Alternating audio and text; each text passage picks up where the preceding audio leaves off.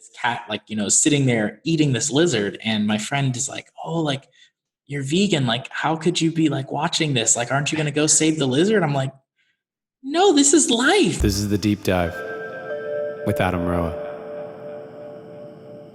What is up, deep divers and the Create community? Here we go. Another deep dive live, this time with Andrew Seeley, who is one of our Create Premium facilitators. He's actually either the first or second person to say yes to being a facilitator within Create. And I actually want to, Andrew, can I tell that story about how that came to be? Yeah, man, totally. I love that story, actually. I feel like, honestly, all of like my really good friendships come from a really wild story. So yeah. And so how Andrew got to be in the Create family is because I posted, we're a part of a WhatsApp group, and we'd been friends for I would say several years, but we never it's not like the two of us ever dropped in one-on-one for extended periods of time or anything, right? And then there was a WhatsApp group that we have that has like 200 people in it from like the quote unquote conscious community. And I posted something in the WhatsApp group where I basically, at the very beginning of the COVID-19 pandemic, I posted and said, hey, I just want to bring attention to everyone who's using social media in any way, the importance of recognizing that a lot of our followers are literally going to do what you do and do what you say without necessarily researching it. Just like saying, oh, I respect this person, I follow this person, I'm going to do what they say. And so wanting to remind people the actual power that an influencer has. And Andrew posted something in there in response to that, essentially saying, I love high vibes. I love social. I don't think that coronavirus is what is being presented and this sort of thing. And it made a lot of people mad. And then instead of what I did, and those of you who've been to my roundtable events and stuff, I've spoken about compassion. I've spoken about, opposing viewpoints. I sent a message and just said, hey, can you post where you're reading this from, like your information, what are the links that you're watching, what are you reading, post it so I can understand before I respond. And he posted a few links and I watched them, and I realized, wow, we're actually watching the same numbers, we're watching the same things being said, we're just taking a different view on those numbers. And I reached out to him privately and said, would you like to get on a call, bro, because I'd like to find common ground. And we got on a call, and we didn't necessarily agree on everything, but we found our shared common ground that we could agree upon. And that was so in line with why I was starting Create that I said, I would love to have you be a part of this, because I know that at your core, you want to help people during this time. And so do I. So would you like to be a part of this? And he said yes, to offer a free. This guy gets approached by some of the biggest yoga companies in the world to teach yoga classes every week, as often as possible. He has no shortage, and he did it for free. There was never any promise of payment. There was no donations available even when we started. And that came out of what could have been an argument. It could have been a conflict. And instead, we found the common ground and we took the time to talk about it. And so, Andrew, I want to acknowledge you because you did a couple things. You spoke your truth. You were open-minded to my truth, and you are still coming from a place of service. And so that's how Andrew became a facilitator within Create. And I just want to say thank you for saying yes. And I know there are people on here that are so grateful for you and your yoga class that you've been offering, and are so excited to have you as a premium class facilitator as well. Yeah, man, it's been an absolute blessing to have the opportunity to share during these times. And I feel that now more than ever, it's very important for us to be of service to communities that we believe in. And this is a community that I really believe in. I really believe in, bringing people together around how we can truly create a conscious change in our lives first, to be able to positively influence our communities. And like you said, really taking in multiple perspectives, because I feel that the only way that we can really come from a place of knowledge is if we have multiple perspectives. And the more perspectives that we are allowing ourselves to really take in, the more that we can become what I would call a visionary. And I think that, a visionary thrives in all time, no matter what happens in the world, no matter what changes. If you're a visionary, you're constantly allowing yourself to see new perspectives. And from that new perspective, move forward into a space of realizing that this is how I'm going to move forward based on my heart, based on the information that I have gathered that has allowed me to see this informed next step of action. And well, let's talk about what I would say would be the predominant response to your initial posts that came through, which was people that did not agree with you and were quite upset. And what is it in your, like, how did that feel first? Because there's a lot of people on this call live and who are listening to this who are the black sheep of their communities and family, right? They are the ones who are like, believe in energy and meditation and compassion, and their family members are like, you're weird. You're weird. What are you doing? What's happening? And so for those people, it's, I think, important to see someone like yourself, a role model, someone who's been able to create such an amazing life for himself, who still gets that. Like, you still received a lot, and I thought you handled it with a lot of grace. And can you speak to like what that felt like and what you were going through during the time of a bunch of people getting really mad at you? Yeah, man, it really comes down to equanimity. I feel that we have the option to either be reactive or to be proactive. And in life, proactive really means taking your time to allow yourself to sit in the feelings of the emotions. And in that time, I was getting a lot of fire, a lot of flack from a lot of people, and predominantly because I mentioned that, I have an elderly grandmother, and my grandmother right now is in Barbados. She's 96 years old. And I said, if my grandmother happens to pass away, then life happens, life happens, if she gets COVID. And the exact wording was, if grandma dies, she dies. That's life. Exactly. And that's how I really feel. Like, I love my grandma. Like, my grandmother is my heart fully.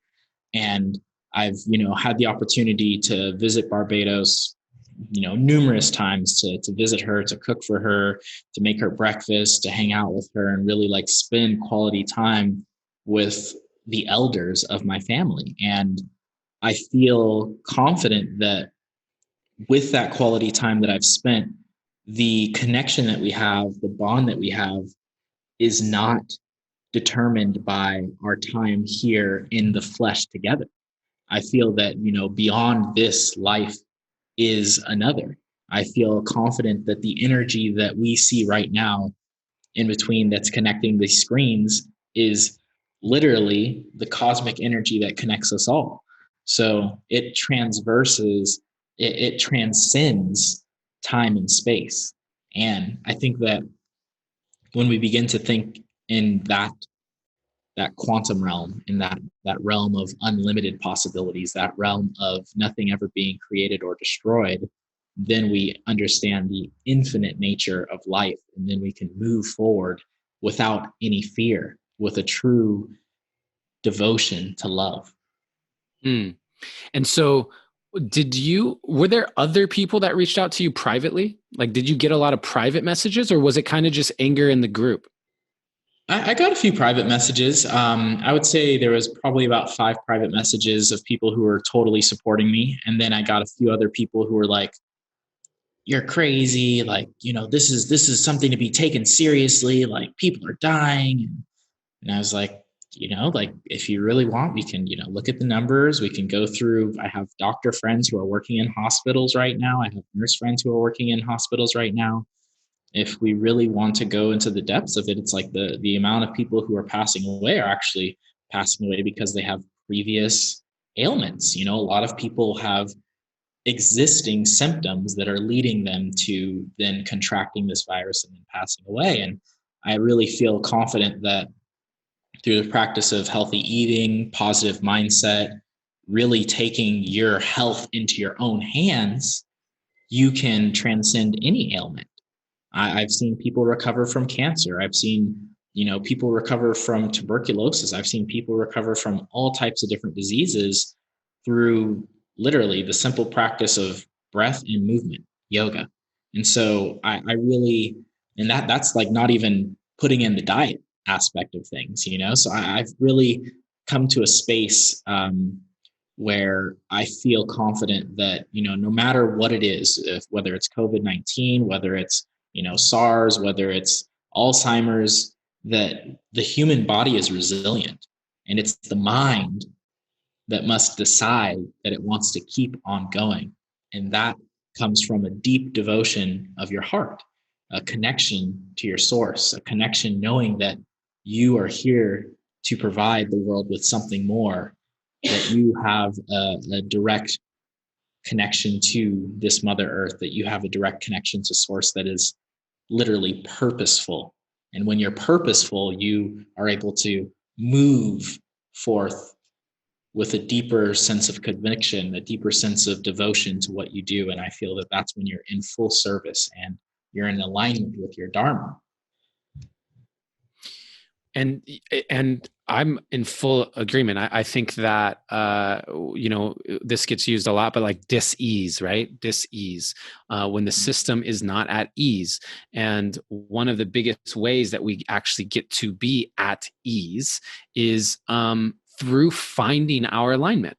Truly finding our alignment. When you're living in alignment, when you're living what feels like a purposeful life, when you feel like you are on the path that you want to be walking in life, that puts the system at ease in a way like nothing else, right?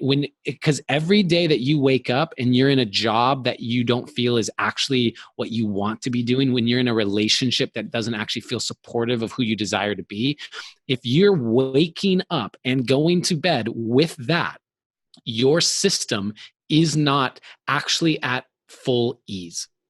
It can't be, because there's a part of you that's wishing something was different. And so living in that alignment is so vitally important to true like vitality. That's the key, man. True vitality comes from living in alignment.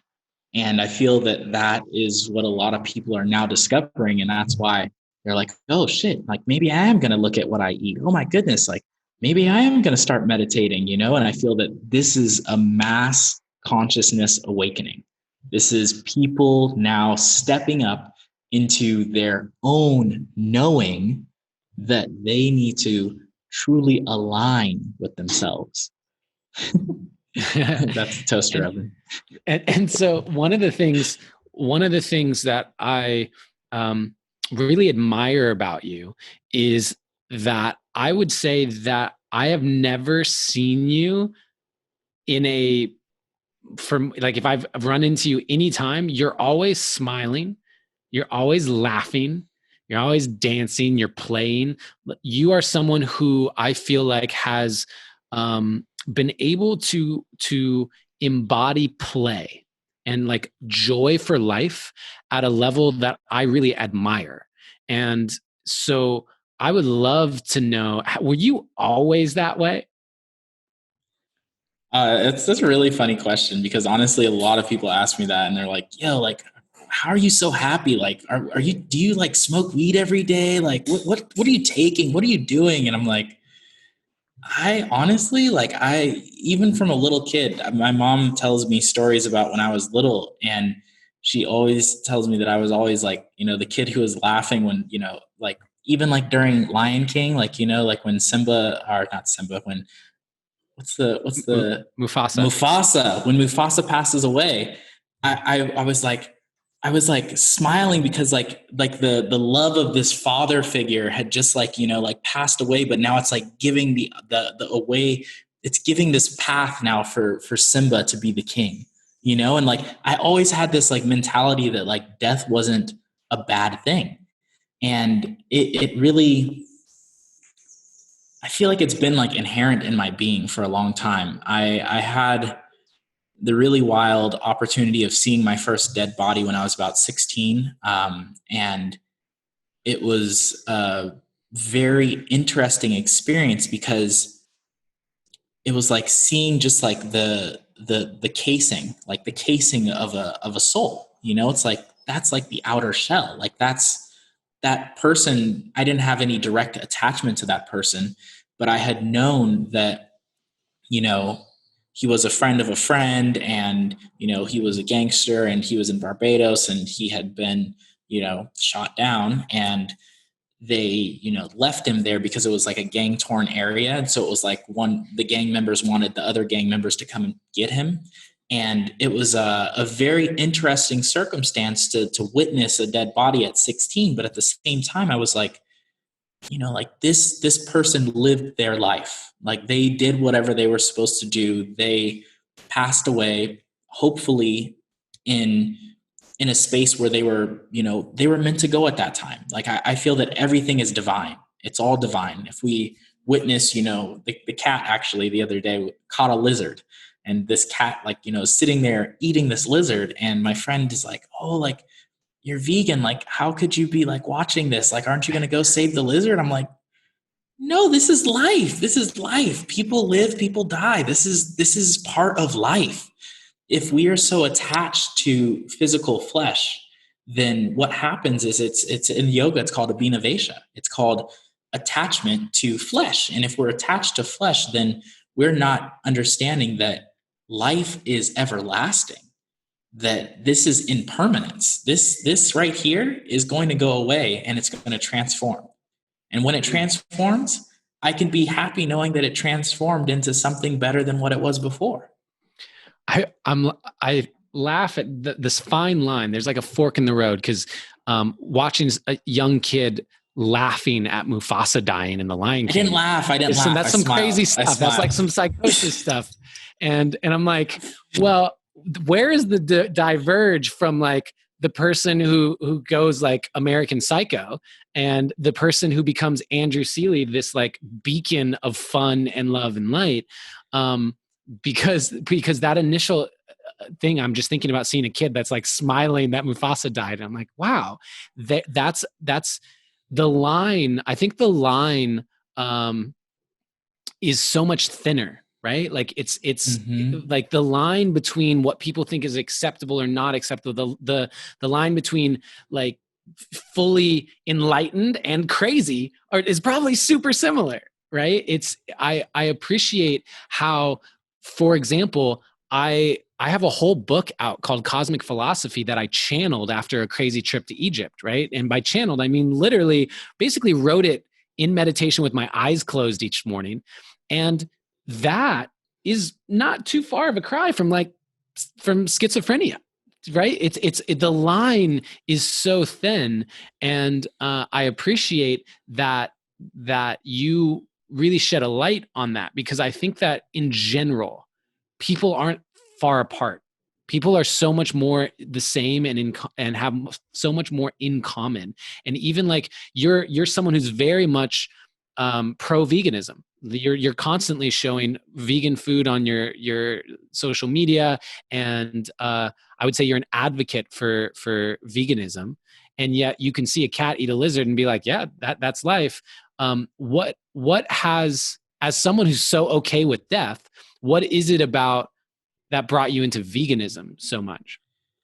Yeah. And I mean, first off, I would like to say that I'm not pro veganism. Okay. I really want to clarify that, because a lot of people are, you know, always like, oh my goodness, like, you know, like vegan, like I'm pro life. Like I am pro living your best life. If that means that you're, you know, if you're feeling really good, if you're receiving the highest potency energy from eating veal, do your thing. You know, like different strokes for different folks. I am happy to support your path as long as you are true to your path and you have a history of experience that shows that this is the best path for you. So I am all about pro-life. And really what it comes down to is, for me, the highest potency energy that I've ever received comes from plants. And for me, it comes down to what you put in your body is the energy that you're able to put out. I've been up since 5 a.m. today. All I've drank today was a green smoothie with papaya and I don't know, whatever, papaya and papaya, mango, pineapple, a bunch of spinach and some lentil and some, what is this called? Hemp seeds. Like that for me is like, that's vibrance. Like, how can I figure out how to live off of light? Like, that's really what my mind is thinking right now is like, not how much more can I eat? How much less can I eat? How much more can I observe and absorb from this cosmic energy that's all around us? Like if you think about like people like Tesla created a current, right? He was able to draw energy from the air. I have a friend of mine who created source solar panels, and what they do is they draw air, right? And they compress it into water just through a little bit of electrolysis, right? And that's all it takes is a little bit of electricity and some humidity to create water. And the fact that we ourselves as human beings are not taking the time to tap into these vessels, these bodies, these are magnificent machines. We can do all kinds of things. You know, we have people like Usain Bolt who break records. There's a guy who just broke the marathon record recently. There's, you know, people who are literally breaking records today. And to think about that, like to think that humans are still able to break records after the existence of, you know, however many thousands of years that humans have been around is a real conceptualization that we are unlimited. And I think that really what limits us are our thoughts. And so my goal is to become lighter. How do I become lighter? Eat things that absorb sunlight that transfer it into energy. That seems pretty simple to me. You know, why go through a middleman? The middleman is the animal. The animal eats the plants, and thus you eat the animal, like it has less energy. It goes down in energy. So why not go up in energy and go towards the source? That's why I love sprouts. I sprout mung beans. I sprout, you know, regular beans. I sprout anything that I can because I feel like it's like the best way to really get like, I'm sprouting like 3 avocado seeds outside right now and planting them because I'm like, oh, you know, 10 years from now, I'm going to have some real nice avocados. Yeah. And I'll have everybody listening to this know that I am not vegan. I've played with veganism. I've done a lot of different types of dieting. And I go through different periods. There are periods where I don't eat meat for a while. And it kind of depends. I've noticed for me, it even goes off of just like what's happening in my life at the time. Like I feel light, like you said, feeling lighter, like about feeling lighter in general. I feel far more light. I feel actually like I almost blast off in my meditations and like I do all that when I'm not eating meat.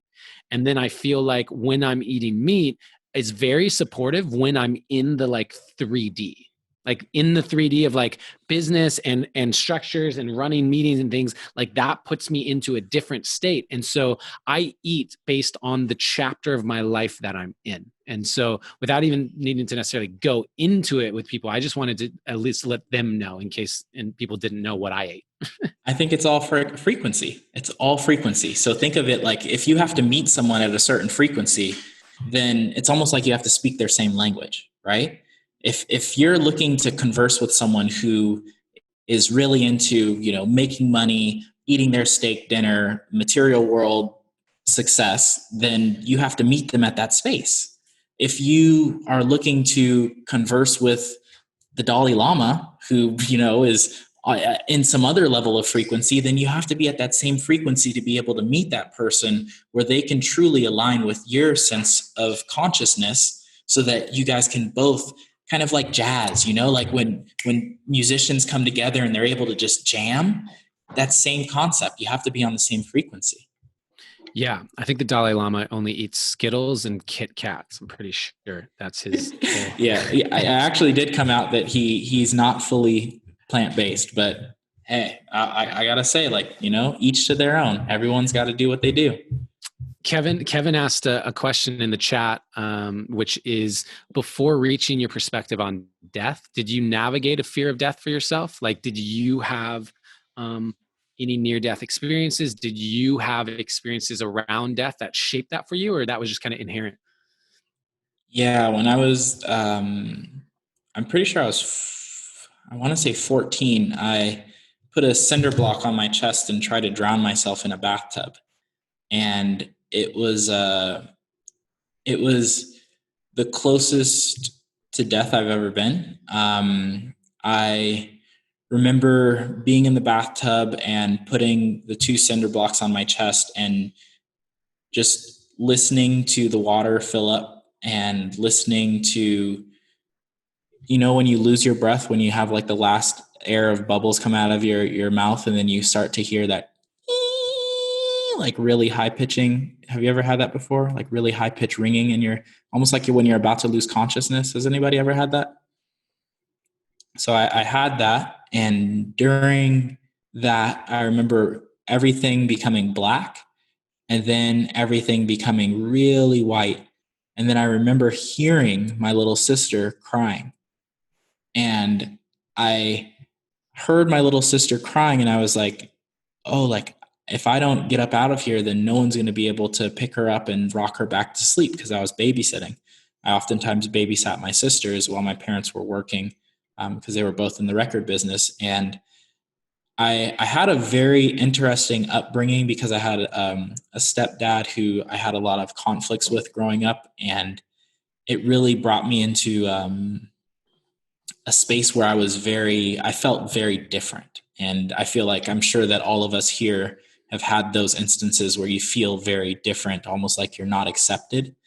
And I wanted to take my life until I heard my little sister's voice, and I was like, I can't do this. Like, if I do this right now, who's going to go pick her up? Who's going to make sure that she's rocked back to bed? Who's going to take care of her, when she needs that? And so I literally, like, I don't know where I gathered up the strength, but I got up out of the bathtub and took the cinder blocks off me, and it's fully wet and everything, went and took my little sister out of the crib and rocked her back to sleep. And I was crying. And I remember my mom got home and she was like, why is there water all over the bathroom? And I lied. I was like, oh, well, I accidentally let the bathtub overflow. And, at the time, like, I didn't know, what to say, because I had tried to take my own life. And ever since then, I've never, ever tried to take my own life again. But it was such an interesting space to be in, because I feel that we really live for being of service to others.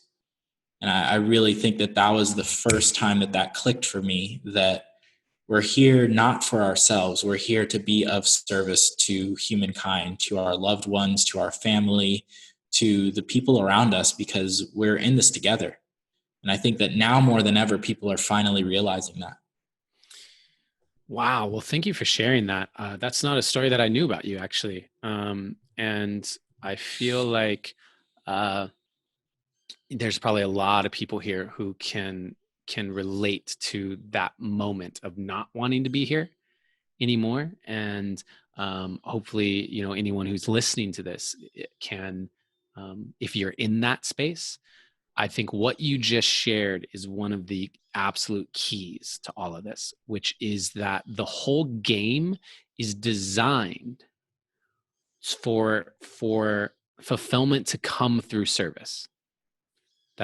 I truly, truly believe that. I have the happiest people I have ever met in my entire life are people who feel like they are being of service. And so we talk about purpose a lot. We talk about, oh, you got to find your purpose. And people are like, I don't know what my purpose is, blah, blah. I always say, if you're not certain what your purpose is, if you feel like you haven't found it, well, think of the ways in which you want to be of service to others. And I'd be willing to bet that you'll find your purpose within that as a starting point. Totally. I think that's the question of life. That's the real path of becoming your own, is deciding how you wish to serve humankind. Mm-hmm. And something that's been, fascinating to observe during this time, and what we started this podcast with even, was the arguments that we're seeing about what is true on the planet, right? What is true? And everyone has their own beliefs about what is true. And I recently posted and did a podcast and stuff about my current perception, which is that there is no way of knowing absolute truth. And what I mean by that is, even if there was an absolute truth, no human being could know it, because we're all perceiving reality through our own lens, like our own self. There's no way to separate Adam Roa from how I see the world. And so therefore, any truth that I believe is a truth that's through my lens, the same way that any truth that you perceive is through Andrew Seeley's lens. And so if there is an absolute truth, neither you or I are actually going to know it. I know what Adam's truth is, and you know what Andrew's truth is, and we can share what our truth is and converse about it. But when I came to that belief for myself, right, that there is no real absolute truth. All we're doing is existing in our own relative bubbles of truth, and hope that the people we actually spend time with are the people that we overlap with. What's cool about that for me is, then I realized, well, then this game isn't actually about, like, I feel like human beings have gotten confused on the purpose of life. I think human beings have thought that the purpose of life is to figure out the truth. And so now everyone's arguing about what is the truth. And if we realize that no one can actually really know, we're just sharing our own relative truths, then we realize, okay, then actually the purpose of life is just playing the game. Like, the whole purpose of life is to, how do we interact while we're living our truth? How do we make this game as enjoyable as possible for ourselves and the people around us? Because if we're focused on the only way to win this game is to find out what the truth is and make sure everyone agrees with my truth, we're going to be sadly disappointed, because it's not even possible. Totally feel you there.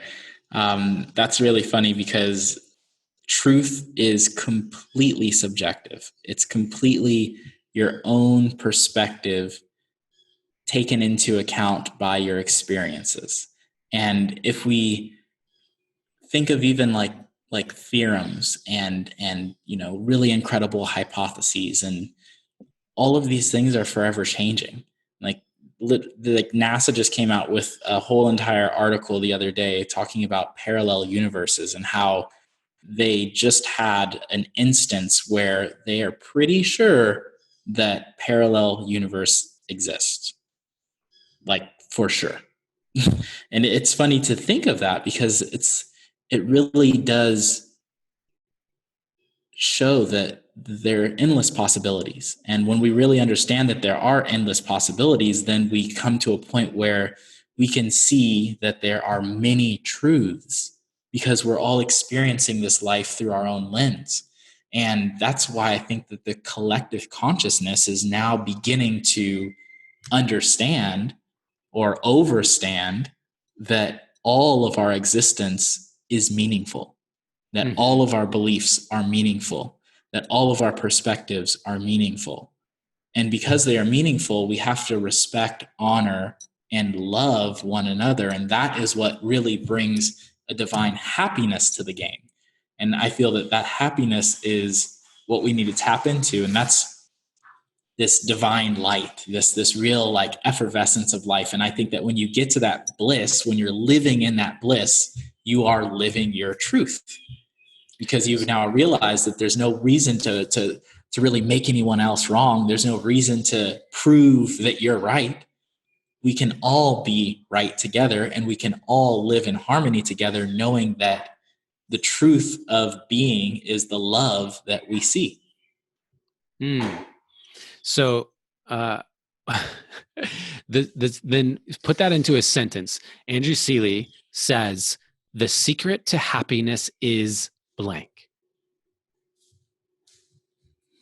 I know who I am is light, true to the path, forever bright. No one is right, no one is wrong. It's just as simple as a harmonious song. The fact that you did it as a poem is just even more amazing. I love that. And so when it comes to your goals then, right? Like for yourself, you're someone who, I don't know if people, tell me if this is true. Do you get this? Because I had a perception, I didn't realize how engaged you were as a businessman. Like, I didn't realize what you had going when I first, like, when I knew of you but hadn't even necessarily met you, right? I was like, oh, like, this is this dude. He's good looking, shredded yoga dude going around and just having fun and playing that life. And then I got to know you and realized, oh, this guy's got a lot going on. He is. And so the way that you have so much going on, I imagine, is because you have desires and visions and like things that you want to accomplish in life. And how do you balance those parts of yourself? Because I feel obviously, at least years ago, if my perception was, oh, he's just fun loving, blah blah, there was a part of me that thought that those two things were separate. And so the fact that you've been able to combine them in that way, I would love to know how you balance your desires and what you want to accomplish in business and as a career, et cetera, with the like playful, none of it's too serious kind of vibe that also exudes as well.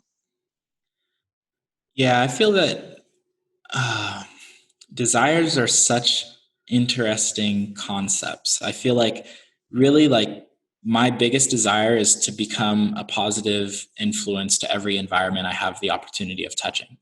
So essentially for me, that means like being able to exude an energy that can positively influence anyone, anything, anywhere. And when it comes to business, I feel that business is such an interesting concept because it really is, it's a way of offering value to others, right? And if you offer values to others, then you get to a point where the value that you're creating is more than the value that you're capturing. And I feel that for us to truly be the divine beings that we wish to become, we have to create more value than we capture. And that is what the universe is all about, is literally being able to exude energy, to push out energy so that you can receive it. Every time that you create an action, there is an equal and opposite reaction. So if you're constantly exuding positive energy, giving to others, empowering others, empowering means like literally giving them the steps to become the beings that they wish to become, then you are now empowering yourself, because that energy, whether you like it or not, is going to come back in one way or another. And I would say that my business accolade started,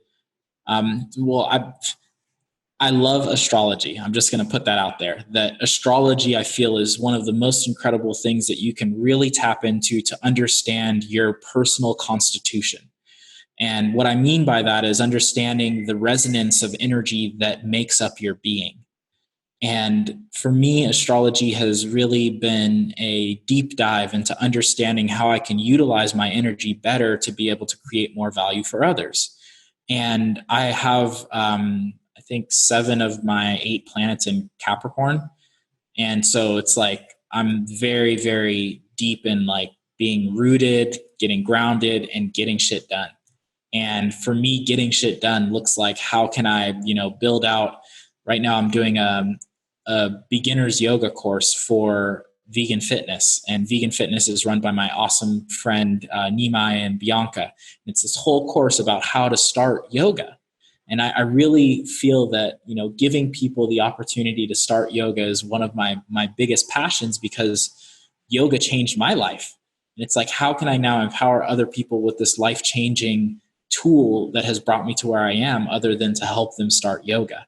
And I feel that, the world is changing, and the more people that are awakening, the more that they're tuning into the vibration of how they can empower themselves. And that's all I want to do, is keep giving people the tools to be able to empower themselves and, create more value than I capture. So that's, I guess, where my business accolade comes from.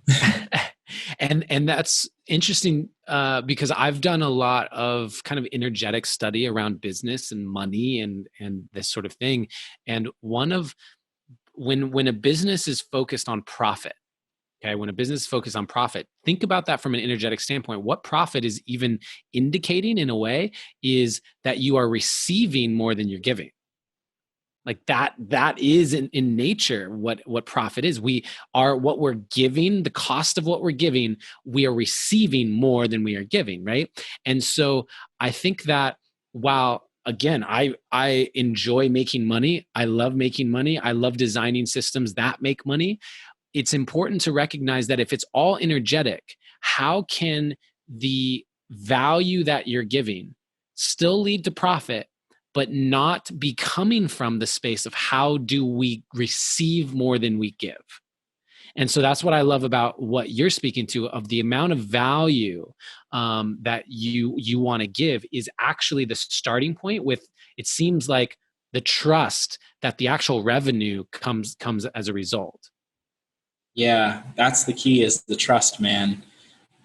There was times when I literally had to sell shoes. I had to sell clothing. I had to sell, whatever I could to be able to get gas money to be able to go to my next yoga class. There was times when, I was literally riding my bike and I popped my wheel and I didn't have any money. So I begged the bike dude to be able to give me an inner tube so that I could make my next class. And I feel that those times are opportunities for us to really feel into the valleys, to really feel into what it feels like to be in that depth, so that when you do get to the mountaintop, you realize that the depth is just as beautiful as the mountaintop. And that pain, that anguish, that frustration is just as energetically charged as that accolade, that beauty, that gorgeous, So I think that for us to really feel that, you have to go through the. It's Joseph Campbell that says, bliss is a feeling fully felt. So when you think about that, bliss is a feeling fully felt. Any feeling. It doesn't need to be happiness. It doesn't need to be joy. Any feeling that you allow yourself to fully feel is bliss. And I think that when we actually think about sadness, for example, sadness is actually just a feeling. And most people assign a value of saying sadness is not good. You shouldn't feel sad. You don't want to feel sad. You are doing something wrong if you feel sad. And when in reality, it's just another feeling. It feels different than happiness. It feels different than anger. They all feel different, but the idea that it's wrong or bad is something that we assign to it. It's not inherently there. And so I agree with you. I think that the beauty of the human experience is the amount that we feel. I think that's what makes human beings that's so incredible, that we can feel the infinite amount of different things that we can feel, and design our life in a way to reinforce the things that we want to feel and minimize the things that we don't want to feel is really powerful. Like that's like it's superpowers that we have. And I really appreciate that. And I feel as if I've been very open about my struggles with depression and various aspects of trauma and stuff that I've experienced in my life. And to look back at that and realize I didn't have to go through that to appreciate the highs. Like, it's not a necessity. And yet it happened. And so how do I choose to be with what showed up in my life is up to me. That is the truth, man. That is the number one. That is the truth. That is a very good point, because when you decide how you wish to be, then you are in a state of choosing your own emotional balance. And I feel that is the beauty of life, is like you're on this thin line choosing how you wish to be balanced, because the outside world will continue to try and push you off of that high line on a daily basis. It'll give you, all types of challenges, all types of mishaps, all types of random things that just pop into your existence that you're like, where the heck did this come from? And why is it happening to me? But then instead of saying, why is it happening to me? Saying, this is an offering that's going to give me more resilience to now grow into the being that I'm meant to become. That, I feel, is the switch in the mind that turns you from becoming a victim to understanding that it's all divine. And consistency. I think something that was really eye-opening to me, honestly, I looked at you as being someone who must have been like a yoga prodigy. And I remember we had the conversation, and you said when you started yoga, you couldn't even touch your toes. You couldn't even touch your toes. I could barely touch my shins, man. I could barely sit down on the ground comfortably.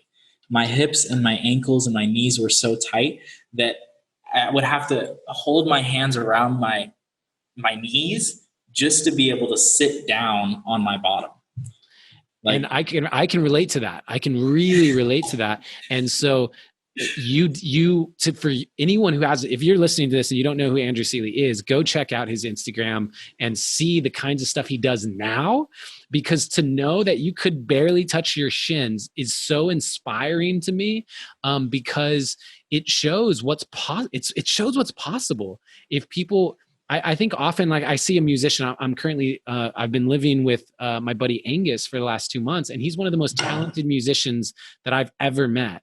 And what's crazy is I've gotten a chance to see how he approaches music and the way that he does it, and his viewpoints on music. And again, it's the same as what you've said about yoga. It's just, you commit yourself to something and then you just get better at it day by day, little by little. And that is so inspiring to me. And I think it's important for people to know that, because it's easy to see someone who's in excellence in something and say, that's just how they are. That's just, they were always that way, without realizing that you can be that way too in anything that you put your mind to. It's the truth. It's the truth. I feel that when it comes down to it, like, you have to really love what you do. Mm-hmm. And when you start to love what you do, that's when the universe paves a path for you. It's like, let's go. You love it? Let's go. Okay, you're going to get all the little things that you need to be able to, bam, align into that. Like, okay, come on, let's go. We'll pave the path for you.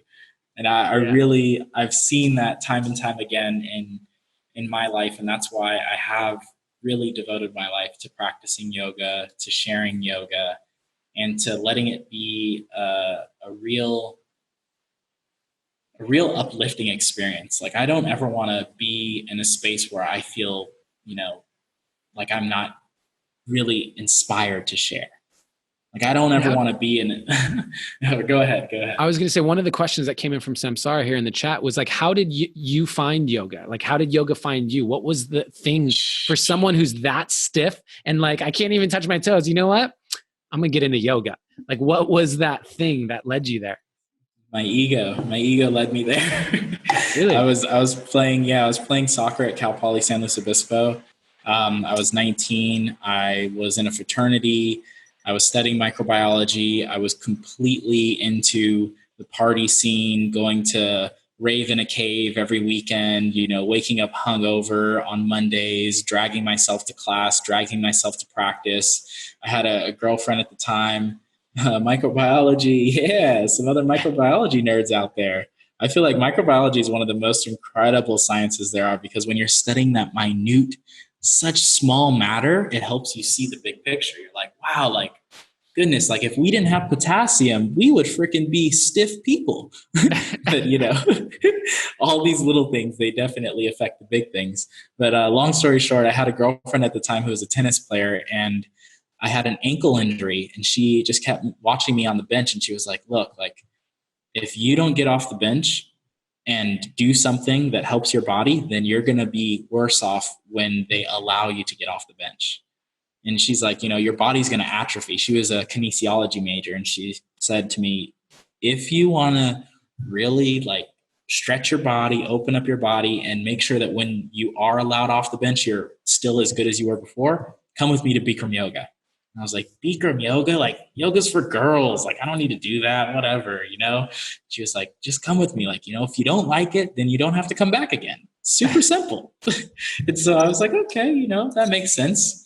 Might as well go for one class. And I got the idea of, if I did continue sitting on the bench, then my body would become more tight. Then, I wouldn't be as good as I was before, because then I would have to rework into that flexibility and rework into the ball control and all that jazz.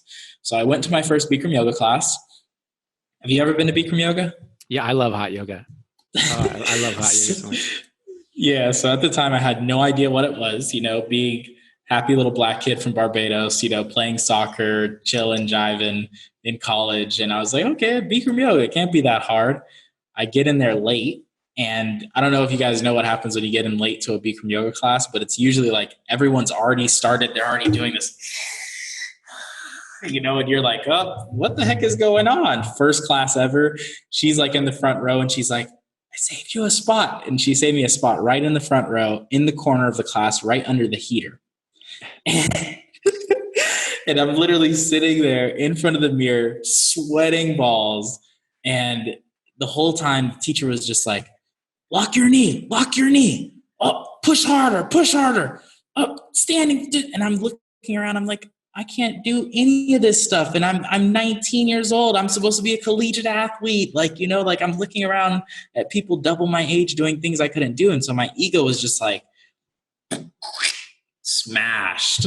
And I sat on the floor sweating, and I looked myself in the mirror and I was like, I'm going to come back to this every single day until I can figure out how to do this shit. I was like, there is no way that me as a collegiate athlete, I'm not going to give up. And so it was my ego that kept me coming back for the first 30 days. And then after 30 days, I realized that my breath was becoming more clear, that all the mucus in my nose would come out. And like, I felt so much more fresh afterwards. And my studying skills got better. I stopped partying as much. I had much better ball control on the field. My grades got better. My relationships got better. And I was like, this yoga stuff is pretty cool. And so I just kept going back for 100 days straight. I went to Bikram yoga for 100 days straight. Wow. Only missed one day. Wow. So yeah. That again, coming back to the consistency, and I think it's really cool to hear that, like, you were party boy doing things, and then and literally it was I want to be better at this. My ego is saying to do this, and that's what led you down that path. Everyone has these different paths, right? Like you went from party boy to yoga. I went from like party boy to heroin, and then and then you know what I mean? Mom, you already know that. I love you. My mom's here.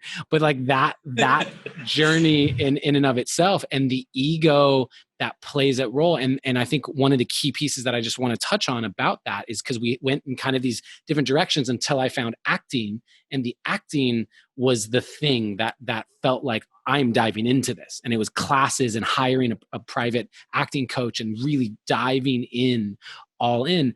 One of the things that's really important around this, I think, is utilizing the ego in a way that is helpful, as opposed to thinking that we need to transcend the ego and blah, blah, blah. It's like, no, look at the ways that how the ego works in the human mind, how it works, and just point it in directions where it becomes an ally.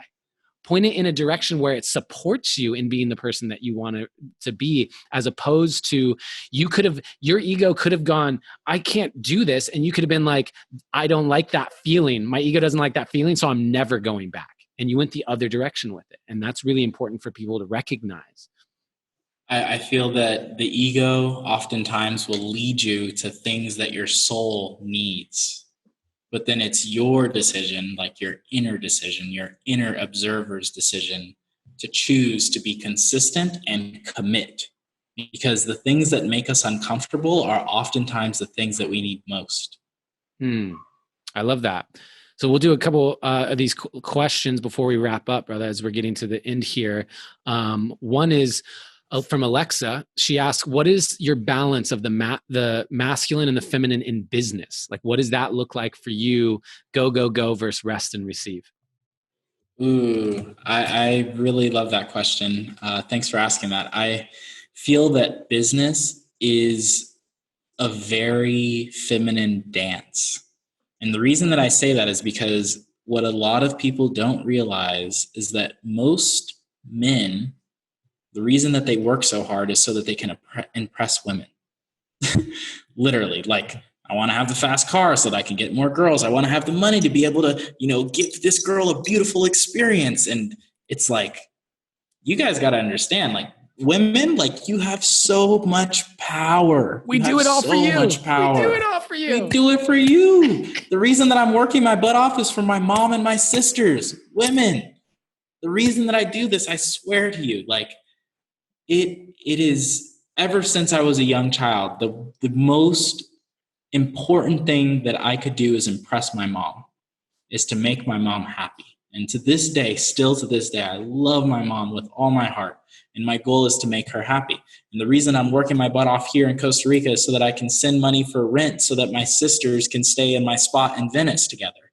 It's like, this is unending work. I luckily have had the opportunity of being raised mostly by my mom, and I absolutely love my mother. And I feel that men who have a deep connection with the feminine have a deeper resilience and also have a deeper connection with their own soft side, with that space within ourselves that allows us to be able to say, it's all good.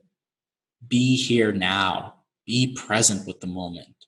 Breathe into the space, because that is the real balance. That's the real magic of being a man, is having that balance within your being and being able to exert the force when the force needs to be exerted, but also being able to receive the relaxation, the rejuvenation when it needs to be received. And I would say I would attribute it most to really witnessing my two sisters be born into this earth. When I witnessed my sisters be born into this earth, my mom having birth, live birth, it like my whole perspective of life changed at that moment. My whole appreciation for life, my whole appreciation for women changed. To think that, a child, a whole entire another being can come through a womb and thus have life and exist in this world. And I feel that realization is what has now led me to empower women through all that I do. Most of the people that I work with are women, considering that I'm in the yoga industry. Most of the people who I look to empower are women, but also men who are empowering women as well.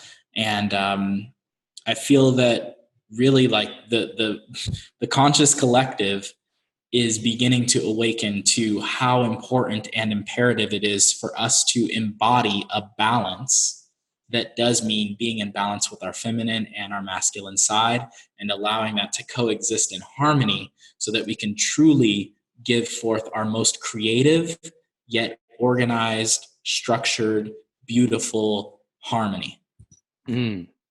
Beautiful, really beautifully said. And I'll add to this because I am a huge, huge believer in the power of the feminine. I'm a big believer. I think, like, straight up, if women were in the power positions, presidents and all of the things, I think that we'd see things improve significantly.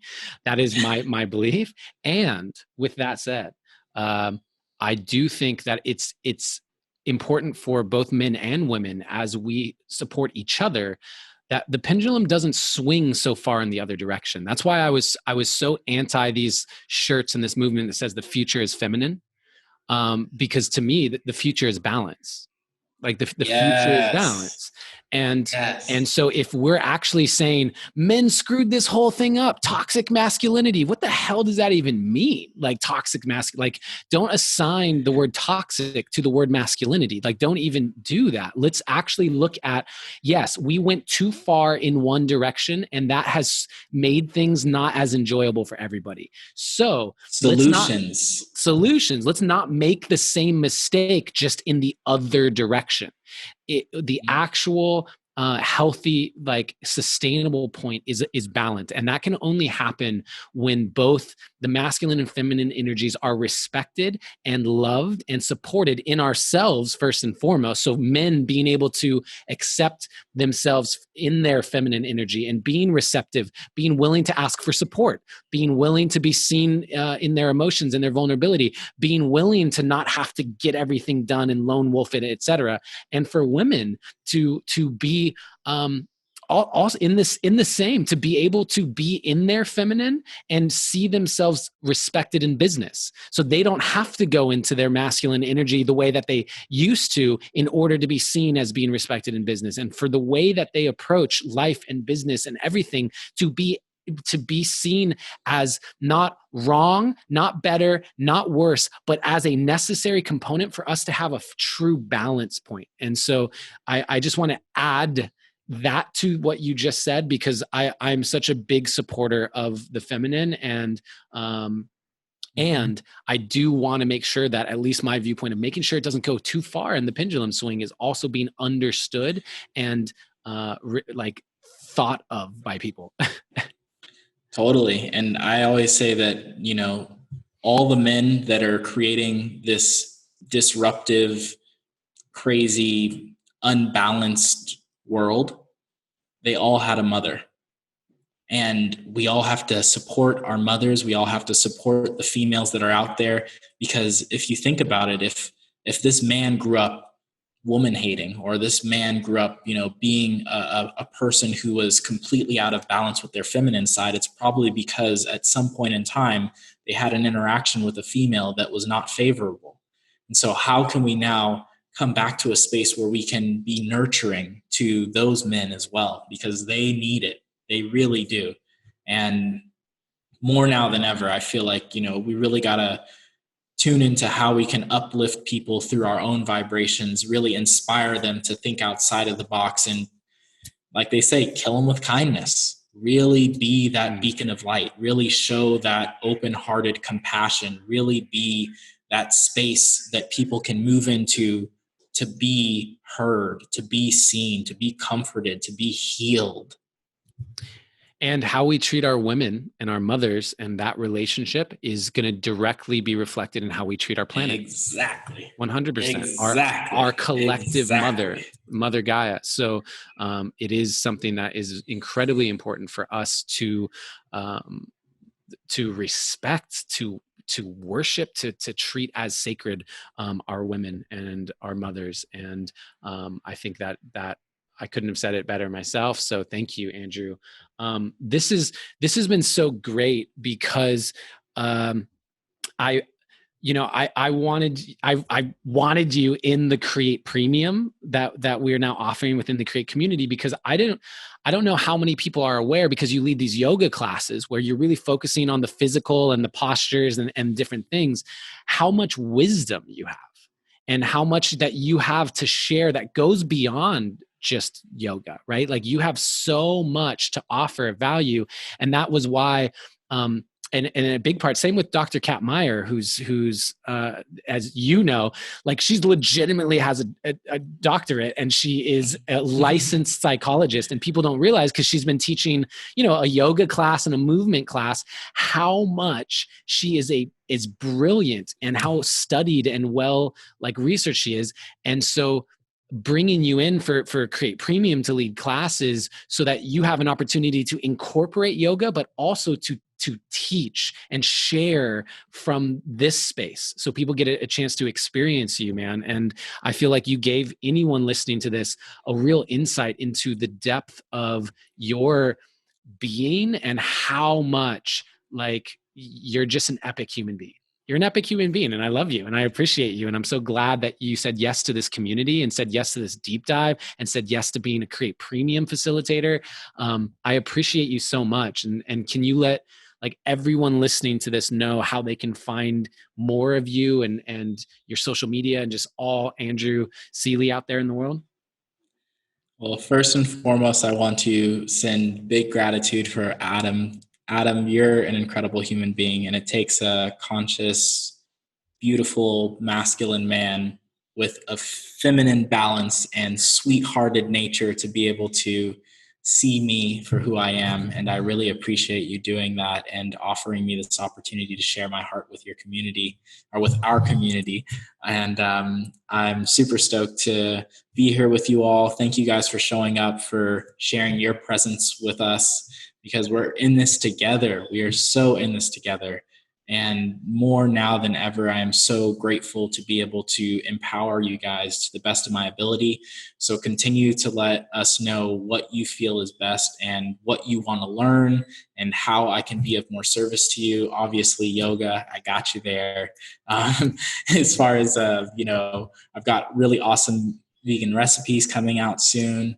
I would say Instagram is really the best way to reach me, Andrew Seven Seeley. If you really want to have a deeper conversation, feel free to voice message me. I respond to my voice messages a lot easier because it's a lot easier to say many words in a sentence rather than to type them out with my little fingers.